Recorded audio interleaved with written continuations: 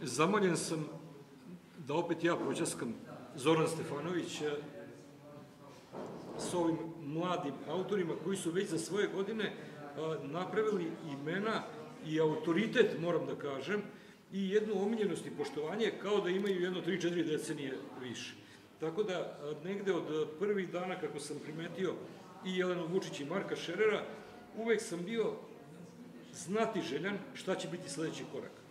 To naravno važi za čitavu njihovu generaciju, oni su negde vrh ledenog brega, ali negde postoji dimenzija u kojoj je najlepši, najpomenitiji deo našeg života i naše svakodnevice u stvari došao iz kruga iz kojeg su oni potekli. I zato bih ja prvo pozdravio dolazak na ovu važnu konferenciju, jednu od najvažnijih ovih 11 godina, i prvo zamolio da se predstavite vašim kolegama, koji vas verovatno prvi put slušaju. Znači, odakle dolazite i otkud vi s nama? Jelena, izvolite. Zdravo svima, ja sam Jelena Vučić. Ovom prilikom želim još jednom se zahvalim organizatorima ovog festivala što su me pozvali. Bilo je to prelepo iznenađenje za mene. Ja sam prvi put ovde i za sad mogu da kažem da je zaista prelepo. Ja sam sa svojih 13-14 godina došla u školu stripa Đorđe Lubačev, gde je Vlada Vesović postao bukvalno moj drugi otac.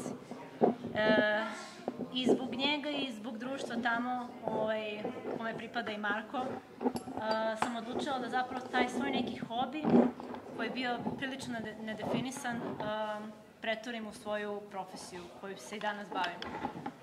Znači, ja sam po struci animator, a pre toga sam godinama bila strip autor koji je bio izlagan po Srbiji, koji je dobio nagrade za scenariju, za svoj crtež, za svašta nešto i koji je bio objavljivan par puta. Moja prva nagrada je zapravo bilo moje prvo učešće na salonu stripa 2008. godine, kada sam dobila dve nagrade, znači glavnu nagradu Mladi lav za učesnike do 15 godina i nagradu za najbolju ideju za strip. I naravno posle toga su dolazile još neke nagrade, spomenula bih jednu od mojih najdražih. Dobila sam glavnu nagradu na festivalu u Valjevu za svoj strip Kroz Mećevu, koji se između ostalog pojavio u drugoj knjizi serijala Linije fronta koji je izdao System Comics. I ta saradnja se posle pretvorila u nešto više i System Comics zajedno sa Lokomotivom su mi omogućili da ostvarim jedan svoj životni san, a to je ova knjiga, koja je zapravo moje životno delo do sada. Ja sad imam 28 godina, a ova knjiga, prve neke ideje su nastale baš sa mojih 14 godina kada sam je upisala školu stripa po prvi put. I to je otprilike to za sad, za početak. Vratit ćemo se. Da. Nek budu u neizvesnosti. Marko, ti si po godinama Jeleni blizak, dolaziš iz potpuno istog primjera i takođe ja moram da kažem da u ovim novim poduhvatima kojima se bavim postoji jedan moj omiljeni art direktor, total dizajner, to je Marko Šerer. Tako da neke mnogo zanimljive stvari za ovu sredinu pripremamo, pa ćete videti, a i uradili smo. Marko, predstavi se. Pa ništa, ja sam Marko Šerer, dolazim iz Beograda, studiram na Fakultetu primenjenih umetnosti, na odseku grafika i knjiga, ali ja to volim da zovem ilustracija. Evo, trenutno sam na master studijama, radim jedan svoj strip album i baš sam želeo da to bude strip album, jer nekako smatram da je meni strip poprilično blizak, kao što je i grafički dizajn. I onda sam odvek želeo da spojim te dve ljubavi nekako i da napravim jedno delo koje će nekako prikazati mene u svetu stripa kako bih ja želeo sebe da prikažem kroz neki drugačiji pristup, gde je svaka strana je faktički plakatski rešena, ali i narativna radnja kroz strip album. Ali ja bih hteo da kažem jednu zanimljivu priču, jer vidio sam da prošle godine, ne znam, pre par godina, bio vam i gost na ovom kragujevačkom salonu stripa Rufus Day-Glow. Ima jedna zanimljiva priča kako sam uopšte ušao u svet stripa, bila 2009. godina i bio je salon stripa u Beogradu, u SKC-u i došao je Rufus Day-Glow u gost i bio je onaj segment salona crtači crtaju za vas. I ja došao tamo, stajao u jednom dugačkom redu, kad sam konačno došao na red, on kaže what do you want, ja kažem thank girl, jer to, samo sam i to znao, znao što sam bio dete 2009. I on meni to crta, ja kažem, can I draw for you? On kaže, for me? Yeah! I onda smo crtali zajedno i na kraju sam ja njemu dao rad neke, mislim, smešne karikature, šta je to bilo. On je meni dao Tank Girl i srećom bio je tu Vlada Vesović, koji vodi školu stripa u Beogradu. On je to video, dao mi je vizit kartu, rekao, javi se, ok, crtaš, što da ne kreneš u školu stripa. I tako je meni sve počelo. I tako je faktički 2010-11. kad sam krenuo u školu stripa, tu sam i upoznao Jelenu i još mnogo drugih ljudi koji su fantastični, koji se već uveliko bave stripom za strano tržište, za Francuze, Amerikanci i tako dalje. I stvarno sam tamo mnogo naučio za to kratko vreme koje sam bio. Smatram da sam poprilično napredovao za taj kratak period, jer su tu bili ti stručnjaci koji su pored Vlade mogli da vam kažu mnogo zanimljive stvari.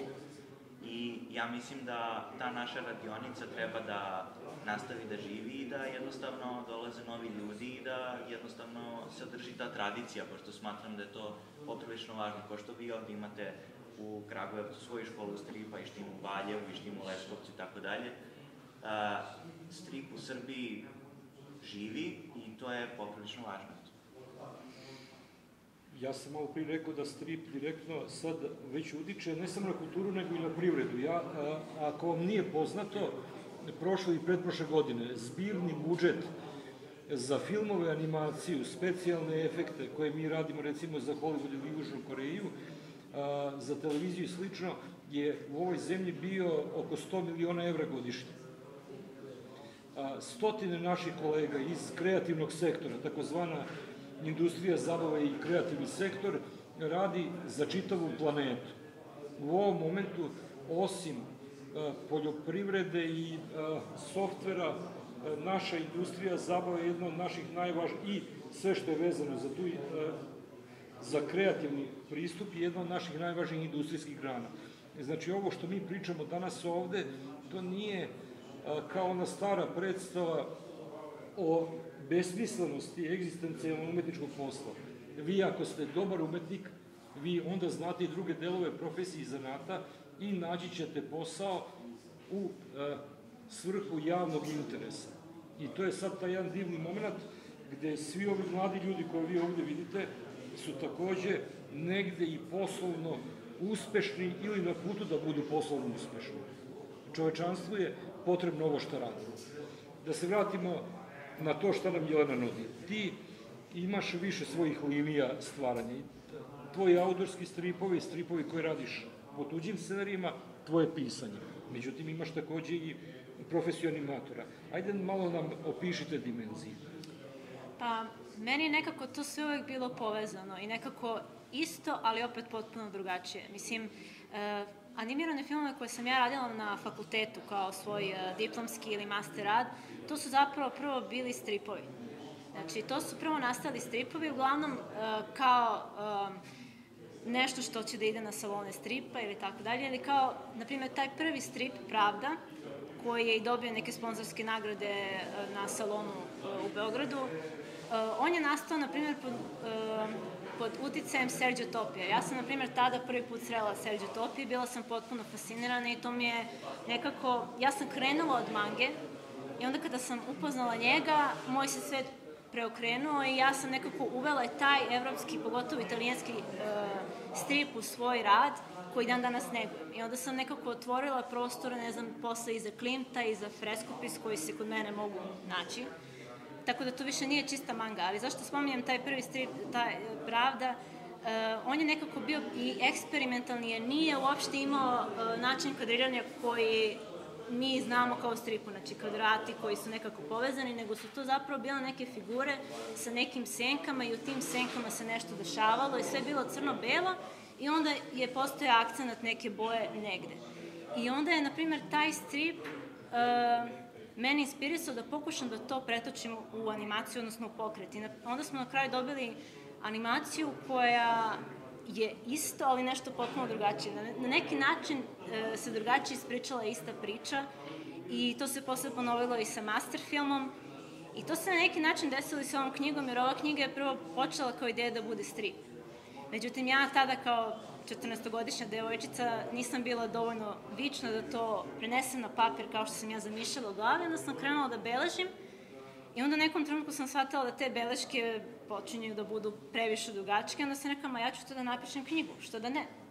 I probala sam i eto, 10 i više godina kasnije to se desilo, a pritom ova knjiga je veoma inspirisana stripom i filmom i animacijom, mislim, veoma je filmično pisana, pritom, pošto sam ja vizualni tip, koristim se nekim igrama, kako biram fontove koje koristim, zašto je ovde italic, ovde bold, ovde regular font ili tako, i onda imam takođe i ilustracije u knjizi i ova naslovnica i ceo taj koncept prikaza knjige kroz zanimljive bookmarkove, kroz animirani teaser koji se može naći na YouTube-u, nekako povezuje sve te moje grane umetnosti koje ja zaista volim. I zapravo moja omiljena grana umetnosti u celom ovome jeste pripovedanje. I zapravo ovo je strip, animacija ili tekst priča, prosto način da te svoje neke ideje prenesem i svaka ta ideja, postoji razlog zašto je ona preneta u tom nekom mediju, a ne možda nekom drugom.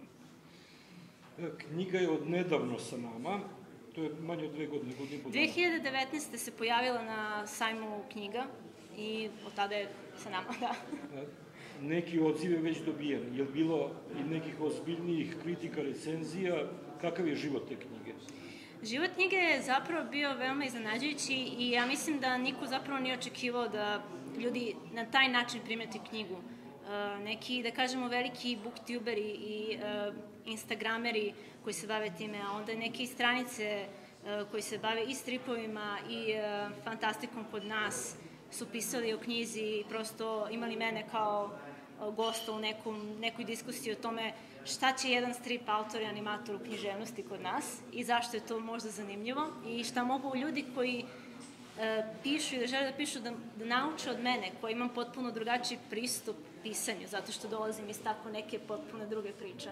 I zašto je zbog toga, na primjer, ova knjiga veoma zanimljiva ljudima koji obožavaju fantastiku kod nas, jer ova knjiga zaista daje nešto što nisu ljudi navikli. Znači, to je neka fantastika koja nije ni epska, ni naučna, čak ne uzima one naše klasične elemente koji se bave našom slovenskom mitologijom, koristi neke elemente pripovedanja iz japanske kulture, znači iz japanskog načina pripovedanja u stripovima, a onda pritom uvlači neke moje najranije uzore tipa Agatha Christie, Artura Conana Doylea i sve to nekako meša na neki čudan način gde ako znate, na primjer, animaciju i stripove, reći to je neka čudna kombinacija filmova Studio Ghibli sa Dylanom Dogom, sa čak i elementima stripa Lock and Key, pa onda ako znate književnost, to je neka čudna kombinacija Terry Pratchetta i Harry Pottera, Igre prestola i svačeg nečega, znači samo zato što je knjiga stvarana tako 10 godina, ona je pokupila sve moguće uzore i napravila je neku čudnu oblandu koja je zapravo veoma pitka i jako se lako čita, jako se lako ljudi užive u sve to i prosto nudi nešto možda sveže na našem domaćem terenu fantastike i to su ljudi veoma primetili i to im je veoma zanimljivo. Mislim, sam koncept kako izgleda knjiga je njima neobično jer oni prosto nisu navikli da knjiga za, da kažemo, i odrasle ima ilustracije u sebi i da tako nekako lepo priča tu neku priču. Da tu priču može da čita neko ko ima 13 godina i neko ko ima 70, ako voli taj žanr. Znači, tako da je veoma lepo primećena, knjiga jako lepo prolazi i već se ljudi javljaju i pitaju kada će još, da li će biti nastavaka, da li će biti još animiranih trailera, da li će biti nekog merchandise-a, znači svašta se dešava i tako. Ja mislim da se može desiti kada ljudi na YouTube-u odgledaju da ćete morati novi tiraž da štampaš. Toliko si to lepo obavila sa tim priznanjem. Po mom iskustvu, Bog kad daje talente, on ih daje onako vrlo štedro. Odjednom zaspe čoveka, samo što čovjek ponekad to ne primeti. Tako da mene potpuno ne čudi lakoća s kojom ti prolaziš razne umetničke forme. Ti si takođe dokaz toga. Čega god se pitne što je negde saliveno. Ajde malo nam pričaj o tim tvojim dimenzijama. Ti si izvanredan i nagrađivani stripar, ne samo u Beogradu, nego i u Valju i na drugim mestima. Imaš dobar ilustratorski opus, međutim ti si jedan od, po meni, najvidljivijih grafičkih dizajnera trenutno u Beogradu. Rad za fakultete, rad za institute i sl. Ajde malo nam ispričaj te dimenzije te tvoje lakoće i slobode prolaženja? Mislim, pre svega hvala na lepim rečima. Pa ništa, ja sam završio srednju dizajnersku školu u Beogradu, završio sam za grafički dizajn i od tada mene od uvek zanimao i grafički dizajn pored strip ilustracije. Može se reći da strip ilustracija su nešto što je meni najbliže, da kažemo nešto u čemu se najviše pronalazim, u čemu najviše uživam, ali s druge strane smatram da kroz grafički dizajn imam isto neki prostor da se izrazim kako ja mislim i uvek je zanimljivo jer imate tu razne klijente, razne su tu profesije u pitanju, vi uvek dobijete kao da kažemo da rešavate neke puzle, tačnije da sklapate određene puzle, rešavate određene probleme, smatrate da ste onda i doprineli društvu na neki način, ali sa druge strane smatram da je poprilično zabavno iz aspekta čiste estetike. Recimo, ono znanje koje sam stekao u grafičkom dizajnu želim da primenim i u stripu i ilustraciji, kao i obrnuto. Smatram da su sve te oblasti međusobno povezane i smatram da su poprilično važne da se spajaju, da se povezuju i mislim da se to može i donekle videti u mom radu. U poslednje vreme sam dosta radio za fakultete, recimo za matematički, geografski i filološki fakultet radio sam im kompletan redizajn, od kojih je trenutno filološki fakultet u procesu nastanka, ali tu se jednostavno, kada možete pogledati na mom Instagramu, kačim redovno te stvari što izbacujem, piše se Shex Projects, SHEX Projects, i jednostavno smatram da bez tih stvari koje sam stekao i u dizajnerskoj i na fakultetu primjenih umetnosti kod profesora Rastka Ćirića, to su neprocenjiva znanja i bez takvih stvari ja mislim da nikad ne bi nastalo ovo što trenutno nastaje za ovaj moj master rad, koji je taj plakatski pristup, jer jedno ne može bez drugog. Mene to oduševljava, možda ne budi na čemu si, možda zato što sam tu negdje i karakterno blizak, a vi ste svi kombinacija, opet kažem, super junaka, štrebera i robota. Vi se ne plašite nijednog zadatka i vama kad kažu skoči, vi pitate koliko visoko. I prosto uspešniji ste kao učenici bili sve vreme nego neke druge katedre i drugi fakulteti. Ja jedino to mogu da protumačim ne samo briljantnošću te jedne tradicije ovih otprilike 120-130 godina primenjene umetnosti u Beogradu i te škole, ajde, to je negde 60-ak ili nešto više godina u ovoj novijoj fazi, nego ja to jedino mogu da protumačim zbog vaših mentora. Ne vidim drugog objašnjenja. Je li to šta vas dvoje kažete? Ja se slažem, evo Jelena će da potvrdi to. Kod Vlade stvarno smo naučili najviše. Tu smo najviše napredovali kao umetnici. Zašto? Zato što konkretno on kao pedagog vas nikad nije ograničavao šta ćete da radite, uvek je dama...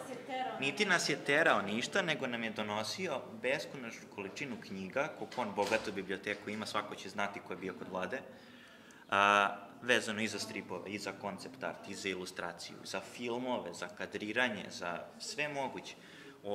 I mi smo to bukvalno čitali, gledali svake subote i nedelje u SKC, tako?